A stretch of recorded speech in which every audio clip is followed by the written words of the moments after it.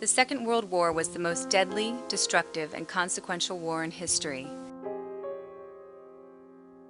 Historians estimate that World War II produced 55 million deaths, or almost 4% of the world's population at the start of 1939. The war ravaged civilians more severely than any previous conflict and served as a backdrop for genocidal killings by Nazi Germany, as well as several other mass slaughters. Although the actual number of deaths attributed to the final solution of the Jewish question may never be known, it is thought in the course of this intentional genocide over 11 million Jews, Gypsies, homosexuals, and disabled people were killed between 1941 and 1945. In addition to those who died in World War II, there were over 20 million people who were displaced by the war, people who had no place to go when the conflict ended. These are not the stories about the Holocaust or those who died in the war. This is a look at what happened to the people who survived the Holocaust, how their strength, spirit, and sheer force of will allowed them not only to survive, but to prosper and succeed despite the atrocities they experienced.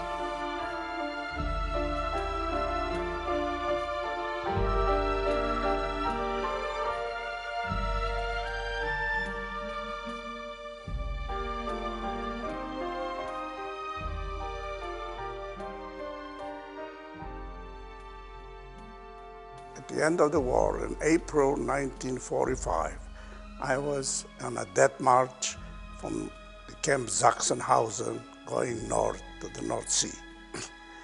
And on May the 2nd, the guards disappeared and we were left in the woods, 6 kilometers away from the city of Schwerin. In Bergen-Belsen, very bad. Every day we went out, they told us, today you got killed. Today you'll be killed. After the war, the British come and they start to take the German to throw all Jews from the barracks, dead people. And this was finished. The Hungarian SS took us in a ravine, deep, and the hills were all the way around us. So we thought they're going to finish us upstairs with machine guns, this. But during the night, there was a barrage of American tanks shooting right over our heads. That was May 2nd, May 1st, May 2nd in the morning. By daylight, we look, there's no more guards. You didn't see the light, you didn't see the nothing. You're afraid every time, you're afraid they're going to take you away again. They're going to kill you. And I saw people dying. It didn't make a good impression on me. I wish every time I would be dead.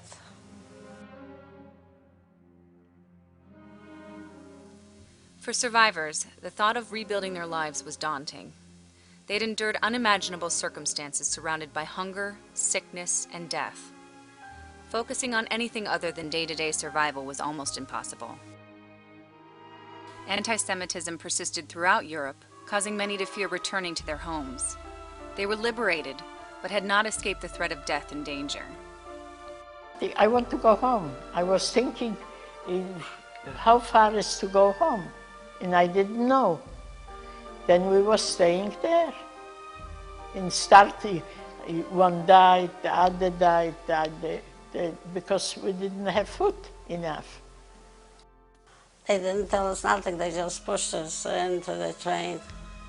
And when we came, then they had like people asking questions, are you a Polish citizen, or stuff like that.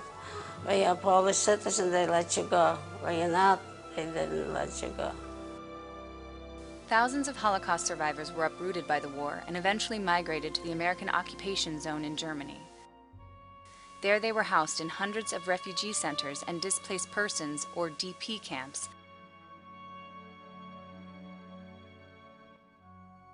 Most of the people, the DP camps, after freedom that was a very difficult time. The first 4 or 5 months, particularly in 2 places.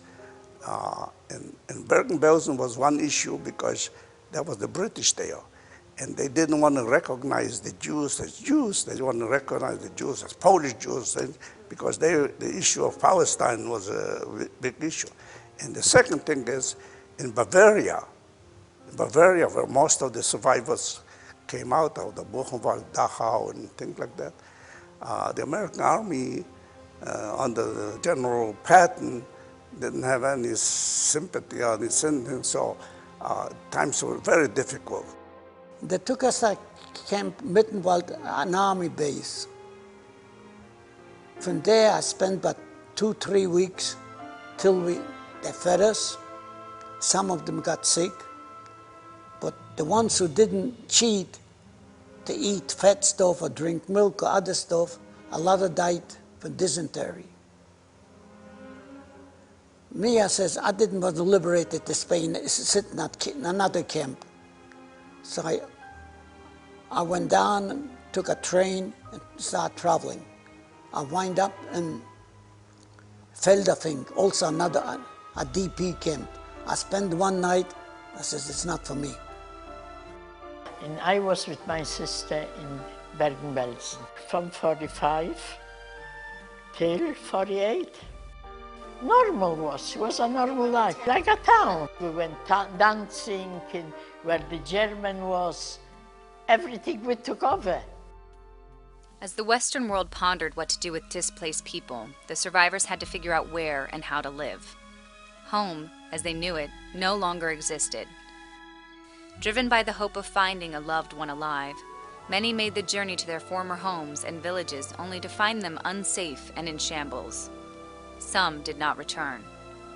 You know, we went back to our hometown and we were there in a Jewish house where he survived. And at night, some gangsters came in or whatever, nationalists, and my aunt jumped out the window and broke a leg. So they took her to the hospital in Krakow. So my mother said, we're never going to go back there. There's no sense you can. Right after the war, a cousin of mine went down to our town to see if anybody survived, if the property's there. They killed him. A few years later, a brother of mine, an older brother, went to the town. He came back in a box. With nothing more than the realization of their circumstances, survivors started new lives for themselves. I lived in Bergen-Belsen. In Bergen-Belsen was a community what they start to ask where to go. The first I registered to Israel. Israel didn't want to take me because I was married already and I got pregnant. Then I stayed there in the migration took me over to Montreal and I start to make a life. I found out that other fellows working for the American Army, so they took me in there to work. We heard the company's moving out. So our sergeant took the lieutenant to take us to Frankfurt am Main to the American consul. He says, those boys worked almost over a year here. They deserve to go to the United States. They're all young. And the consul heard the young, he says, I could give him affidavits, but who's going to pay the fare? So he had an idea. Right across the street was the Jewish organization, the Hayas. And the way he went in there, I got 7 affidavits, he says. Even their sisters could go to the United States, or their wives, from the one who worked for the army. And we went home with, maybe, who knows, within 2 weeks, we got passage to the United States to report in Bremerhaven. From there, we came to the United States.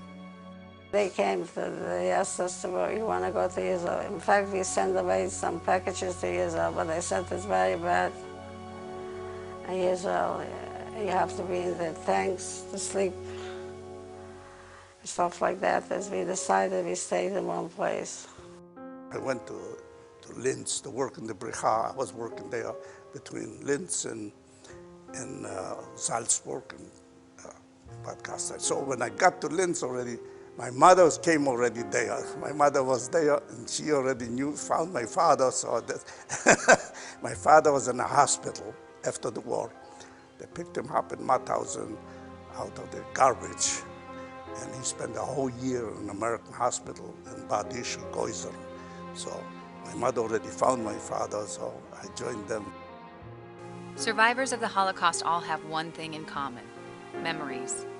Whether shared or unspoken, the suffering they endured impacted their lives and the lives of their future generations. I don't like to talk about how many people get killed and all that thing.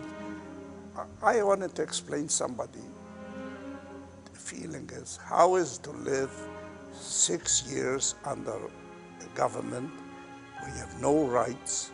Anybody can do with you what you want, anytime, without accounting, without jury and judge, you know. When they shoot you, there's nothing around it. But when you live 6 years on a condition like this and you survive, and then you come out and you want to have new children and have a born, that's a big achievement.